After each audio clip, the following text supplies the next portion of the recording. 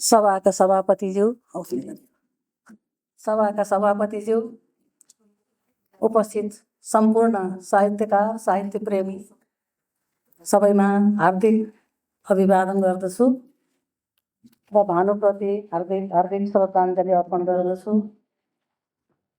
धेरै अनुहारहरू चिनेर मलाई रमाइलो लागिरहेको छ। म धेरै वर्षपछि, लगभग 3 वर्ष पछाडि आएको हो। यसपालि एकदम रमाइलो वातावरणमा ठिक्क आएको 1 महिना हुँदैछ र यो कार्यक्रममा सहभागी हुन पाएँ।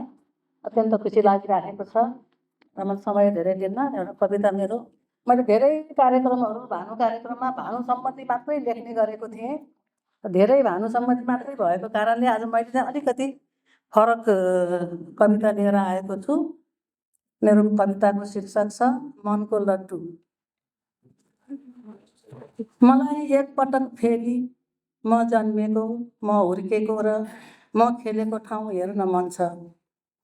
मलाई एकपटक फेरि म जन्मेको, म हुर्केको र म खेलेको ठाउँ हेर्न मन छ। त्यो धुलो माटोमा मन फुटाएर निर्धक्क उसै गरी खेल्न मन छ। यो कोलाहल, यो भिडभाडबाट टाढा, यो कोलाहल, यो भिडभाडबाट टाढा, यो विकारयुक्त परिवेशभन्दा पर, कुभावना र कुविचारको कहानी लाग्दो अन्धकार छिचोलेर फेरि त्यही स्वच्छ र खुला आकाश मुनि पहिले जस्तै रमाउन मन छ। यो कोलाहल, यो भिडभाडबाट टाढा, यो विकारयुक्त परिवेशभन्दा पर, कुभावना र कुविचारको कहानी लाग्दो अन्धकार छिचोलेर फेरि त्यही स्वच्छ र खुला आकाश मुनि पहिले जस्तै रमाउन मन छ। आँगनको डिलमा ढकमक्क फुलेका ती थरी थरीका फुलहरूमा खेलिरहेका रङ्गी चङ्गी पुतलीहरूलाई हातमा लिएर खेलाउन मन छ। आँगनको डिलमा ढकमक्क फुलेका ती थरी थरीका फुलहरूमा खेलिरहेका रङ्गी चङ्गी पुतलीहरूलाई हातमा लिएर खेलाउन मन छ। आफ्नै हातले टिपेर काफल र ऐसेलु खान मन छ। तर यो सब मनको लड्डु न हो, तर यो सब मनको लड्डु न हो। म हुर्केको ठाउँ अहिले उस्तै कहाँ छ र, म हुर्केको ठाउँ अहिले उस्तै कहाँ छ र, त्यो वातावरण र त्यो परिवेश कहाँ छ र।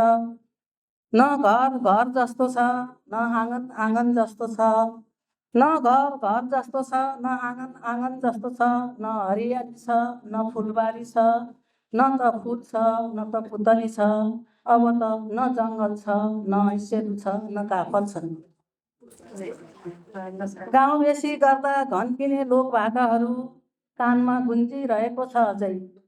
गाउँ बेसी गर्दा घन्किने लोकभाकाहरू कानमा गुन्जिरहेको छ अझै। अग्रजहरूले मेलापात पानी पँधेरोमा रामायणको श्लोक गुनगुनाएको सम्झना छ मनभरि।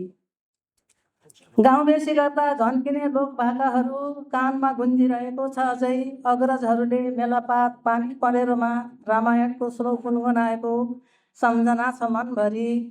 स्मृतिमा डुब्दा डुब्दै म फेरि सानो मान्छे भएको छु।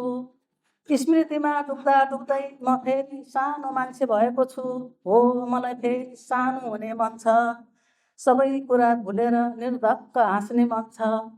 सबै कुरा भुलेर निर्धक्क हाँस्ने मन छ। मलाई मेरो प्यारो अतीतमा फर्किन मन छ। मलाई मेरो प्यारो अतीतमा फर्किन मन छ। तर यो कहाँ सम्भव छ र, तर यो कहाँ सम्भव छ र। मनको लड्डु नै सही, मनको लड्डु नै सही। यति सम्झिँदा पनि यो मन दङ्ग छ, यति सम्झिँदा पनि यो मन दङ्ग छ। धन्यवाद।